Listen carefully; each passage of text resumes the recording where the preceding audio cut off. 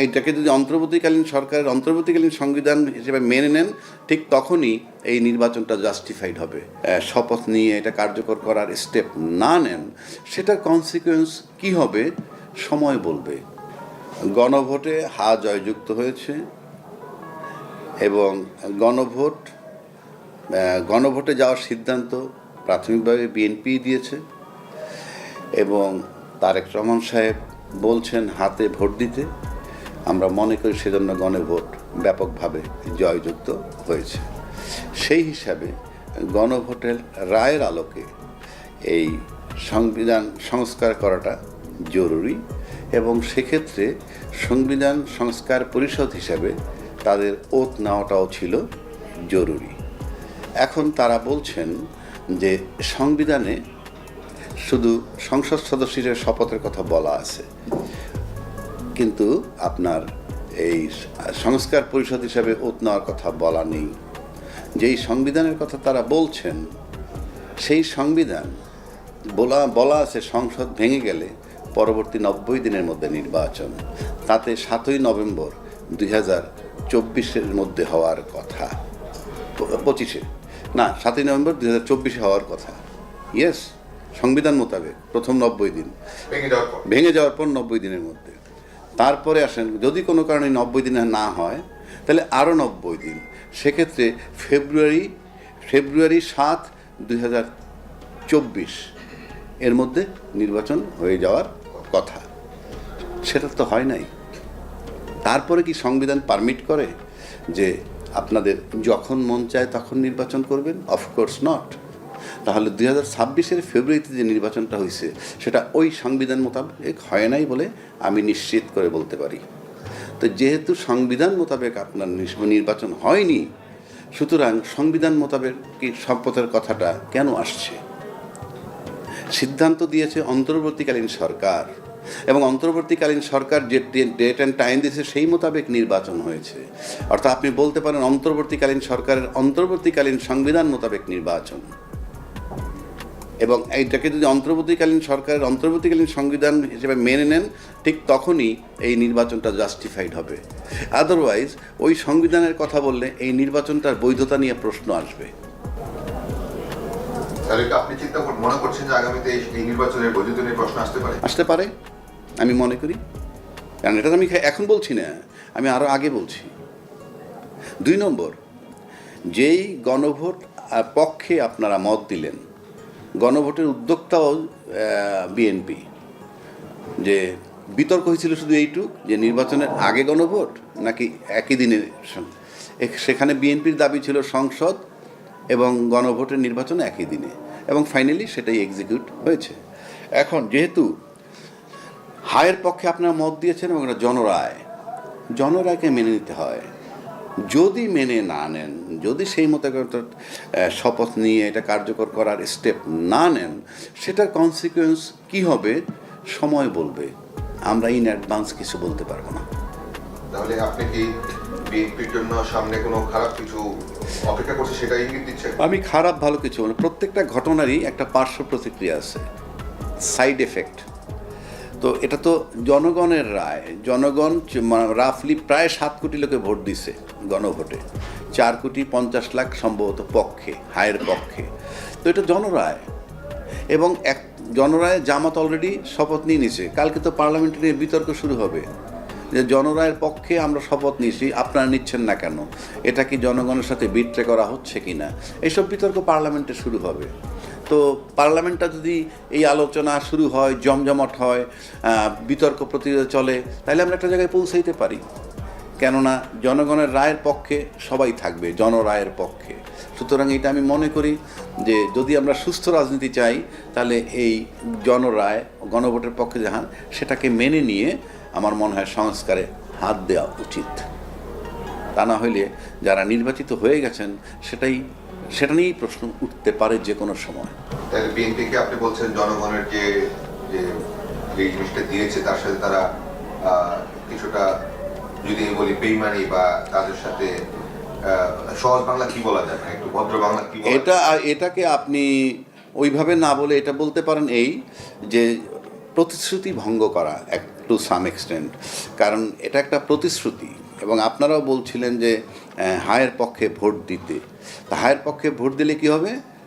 সংবিধান সংস্কার হবে গণভোটের আলোকে।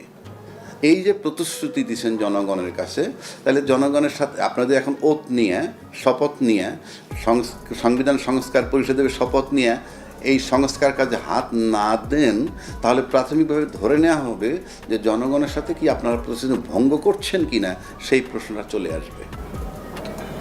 Thank you very much. কিন্তু তারা তো জুলাই সনদ বাস্তবায়ন করবে, যেগুলিতে সবাই একমত হয়েছে, যেগুলি তারা নোট অফ ডিসেন্ট আছে, সেগুলি তো গণভোট হওয়ার পর গণভোটে কিন্তু 4টা দফায় 84টা সংস্কারের কথাই বলা আছে।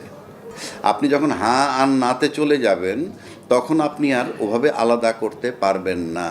আমার নোট অফ ডিসেন্টের কি হবে? নোট অফ ডিসেন্ট তো হয়, নোট অফ ডিসেন্ট দিছেন বলেই তো আপনার সঙ্গে গণভোটে গেছেন। নীতিবিদদের বিরুদ্ধে কোর্টে মামলা হয় না, কারণ তাদের একটা লাইন আছে, সুন্দর লাইন। সেই লাইনটা কি জানেন? রাজনীতিতে শেষ কথা বলতে কিছু নাই, ওইটা দিয়ে কাভার করে। এই জন্য কখনো জামাত বন্ধু, কখনো জামাত শত্রু, নো ম্যাটার। এইবার আসেন আপার কথা, কতগুলো কথা আমি সমর্থন করি। অস্ত্র উদ্ধার হয় নাই এবং অস্ত্র উদ্ধারণে এখনো বাজারে অস্ত্র আছে। পাশাপাশি আপনি একটা লোকের বৈধ অস্ত্র জমা নিচ্ছেন। বৈধ অস্ত্র জমা নেওয়ার মানে হচ্ছে যারা সন্ত্রাস করবে তারা নিশ্চিত যে বৈধ লোকটার কাছে, যার বৈধ অস্ত্র ছিল তার কাছে অস্ত্রটা নাই। আপনি কিন্তু এই একটা 32টা ফ্ল্যাটের একটা বাড়িতেও যদি জানে যে এখানে এক ভদ্রলোক আছে যার 2জন গানম্যান আছে অথবা তার 2টা রিভলভার আছে লাইসেন্সদারি, এটা যখন জমা নিয়ে নেয় তখন এই সন্ত্রাসীরা জানে যে এই বিল্ডিংটা অস্ত্রমুক্ত। আপনি এই জমা নিয়ে কিন্তু আমাকে আরও বিপদের মুখে ফেলে দিচ্ছেন। ইভেন আপনি যদি ভোটের চিন্তাও করেন সেক্ষেত্রে ওটাও আপনি এক ধরনের সিকিউরিটি। আপনি বৈধ অস্ত্র জমা নিচ্ছেন, অবৈধ অস্ত্র বাজারে থাকছে। এরপর আসেন 1 লক্ষ সেনাবাহিনীর কথা বলা হয়েছে মাঠে নামবে প্লাস এরা কতখানি নিরাপত্তা দিবে। কেন বলছি কথাটা আসছে কেন? আমরা সম্প্রতি জানি একটা ঘটনা ঘটছে আপনার জাহাঙ্গীর গেটে বোধহয় জাহাঙ্গীর গেট বা কোনো গেটে প্রবেশ পথে ঢাকা 17-এর একজন প্রার্থী জামাতের, তার নাম খালিদুজ্জামান। উনি ওটার ভিতরে ঢুকতে গেছেন, উনি বাধাপ্রাপ্ত হয়েছেন, বৈধভাবেই তাকে বাধা দিছে যে তার কাছে গানম্যান ছিল। আপনি প্রায়র পারমিশন ছাড়া, প্রায়র পারমিশন বলতে এটা ক্যান্টনমেন্ট বোর্ড অথবা স্টেশন কমান্ডারের পারমিশন লাগে, নাহলে আপনি যেতে পারবেন না, কারেক্ট। এবং সেখানে সে কিছু উদ্যত্তপূর্ণ আচরণও করছে, আমরা দেখেছি, প্রত্যাশা করি নাই।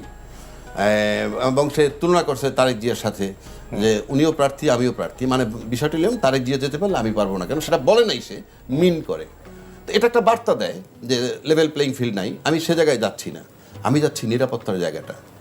ওইখানে যে ঘটনাটা ঘটছে সেটা যে বডি অন ক্যামেরায় যেটা আর্মি ধারণ করছিল, সেটা যখন বাইরে চলে যায় এবং সেটা যখন সোশ্যাল মিডিয়া আসে, তখন আমার কাছে একটা প্রশ্ন আসে যে আপনি তো নিরাপত্তার কথা বলে আমাকে ঢুকতে দিলেন না, কিন্তু আপনার বডি অন ক্যামেরার ছবি যখন চলে যায় বাইরে এবং সেটা যখন আমার সোশ্যাল মিডিয়ায় চলে আসে, তখন তো আপনার আপনার নিরাপত্তা আপনি দিতে পারতেছেন না। আপনি যখন আপনার নিরাপত্তা দিতে পারতেছেন না, আপনি যে অন্য নিরাপত্তা দিবেন, মানে আমি কিভাবে আশ্বস্ত হব এর উপরে? এটা আমার কোশ্চেন মার্ক। আরও যে ইনফরমেশন যায় নাই সেটাও তো আমরা জানি না, আমি ধরে নিলাম আর যায় নাই, কিন্তু যেতেও তো পারে। এটা আমার একটা উদ্বিগ্নর জায়গা। এইবার আসেন প্রশাসনের কাজ। আরও প্রশাসন কি ফ্যাসিজমের পক্ষে আছে না বিপক্ষে আছে? একটা এক্সাম্পল দিলে আপনি বুঝবেন।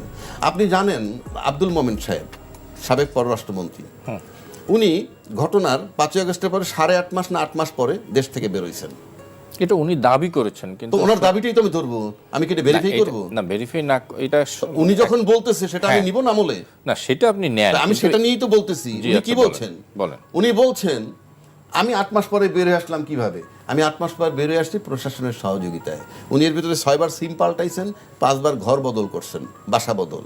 তাহলে এই বদলটাও প্রশাসন জানতো। তো একটা সরকার ক্ষমতায়, মানে অন্তর্বর্তীকালীন সরকার, সেটা থাকা অবস্থায় আপনি 8 মাস যাবৎ সহযোগিতা নিয়ে যখন ফ্যাসিজমের পক্ষের লোক প্রশাসনের সহযোগিতা নিয়ে যখন বেরোয়, তারপর সে গিয়ে বাইরে বলে, তাহলে অন্য যারা বেরোইছে তারা তো ওই সহযোগিতা নিয়েই বেরোইছে। তাহলে আপনি যদি নির্বাচনের ক্ষেত্রে চিন্তা করেন, তারা আগস্টের পরে কি চাইছি? কিছু সংস্কার আমরা চাইছি, কোনো সংস্কার হয় নাই, কোনো সংস্কার কিন্তু হয় নাই। সংস্কার প্রস্তাব আকারে জুলাই সনদের ভিতরে আছে, যেটা গণভোট আকারে পাশ হইলে তারপরে সংসদের 180 দিনের মধ্যে করবে, সংসদের দয়ায় অ্যাপ্রুভাল হবে। আচ্ছা, এটার সবচেয়ে একটা ব্যথার জায়গা। কেন ব্যথার জায়গা? আপনি যে নির্বাচনটা করতে একই দিনে গণভোট আর এই সংসদ নির্বাচন হইল, এটা যে কত বড় ব্লান্ডার হয়েছে, এটা তো বিএনপির দাবির মুখে আমি পড়তে আমি হয়েছে। আমি সেটাই তো বলতেছি। এটা যে কত বড় ব্লান্ডার হয়েছে এটা নির্বাচনটা হয়ে যাওয়ার পরে বুঝবেন। কারণ আপনি যে নির্বাচনে যাচ্ছেন, যেটা আমি আগেও বলছি এখনো বলি, আপনি তো কনসাস লোক, আপনি কিন্তু এবারের ইশতেহার এইটা শুনেন নাই যে প্রধান নির্বাচন কমিশন ইশতেহার ঘোষণা হয় বলছিল যে আমি বাংলাদেশ সংবিধানের এত নম্বর অনুচ্ছেদ মোতাবেক ইশতেহার ঘোষণা করছি। উনি বলেননি, উনি ইশতেহার দিছেন। বা 59 বছর বয়সে সচিব তারা সার ডাকে। কিন্তু এখন মানে আমরা এমন একটা গ্যারাকলে পড়ছি, অর্থাৎ দেশটাকে নিয়ন্ত্রণ করতেছে বহুকাল ধরে মিডিয়ায় আমলা এবং বিজনেস অলিগার্ক, যারা এই তিনটা সেক্টর রাজনীতিবিদদের ব্যবহার করে। কেন? বিষয়টা হচ্ছে এই সব কিছুর ঘুরে সূত্র হইল টাকা, সব কিছুর কেন্দ্রবিন্দু ঘুরে ফিরে টাকা। এই টাকাটা কিন্তু একমাত্র বিজনেসম্যানদের কাছে, বিজনেস অলিগার্ক যাদেরকে আমরা বলি। রাজনীতিবিদদের কাছে টাকা নাই। শেষ করতে দেন। ওই যে রাজনীতিবিদ ব্যবসায়ীদের কাছে যে টাকাটা আসে, সেটা রাজনীতিবিদদের একটা অংশ দিয়ে রাজনীতিবিদদেরকে কিনে রাখে। ফলে উনি যে ব্যাংকের ডিফল্টার, সেটা রাজনীতিবিদরা যে দল ক্ষমতায় থাকে তাকে সেভ করে। আমি কি বুঝাইতে পারছি আপনাকে? না, বুঝতে পারছি, কিন্তু আপনি এত সরলীকরণ করে বলছেন। আমি যে সেটা আপনি রাজনীতিবিদদের টাকা পাবে কোথায়? আপনি তো টাকাটা দুইটা ওয়ে, চাঁদাবাজি আর